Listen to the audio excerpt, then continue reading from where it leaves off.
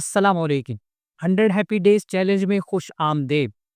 آج کی ہماری خوشی کی کنجی ہے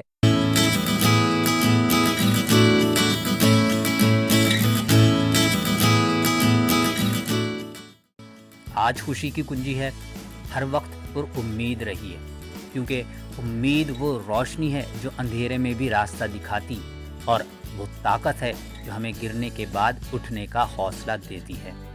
زندگی میں ہر دن ایک جیسا نہیں ہوتا، کبھی خوشی، کبھی غم، کبھی کامیابی، کبھی ناکامی، مگر جو چیز ہمیں ان سب کے درمیان متوازن رکھتی ہے وہ ہے امید۔ امید کا مطلب یہ نہیں کہ ہم حقیقت سے آنکھیں بند کر لیں، بلکہ اس کا مطلب یہ ہے کہ ہم حقیقت کو قبول کرتے ہوئے بھی بہتری کی گنجائش دیکھیں۔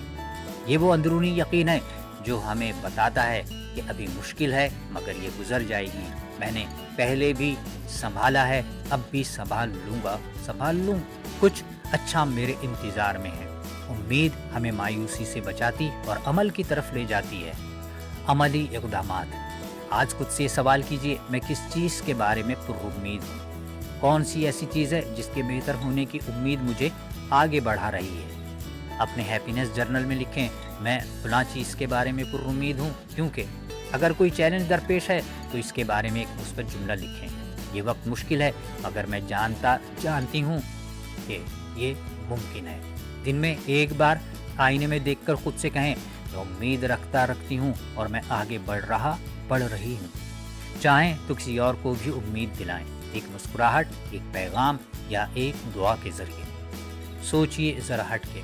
اگر آپ سوچ رہے ہیں کہ امید رکھنے سے کیا ہوگا، تو یاد رکھیں امید سے سب کچھ ممکن ہو سکتا ہے، اور امید نہ رکھنے سے کچھ بھی ممکن نہیں ہے۔ Community call to action.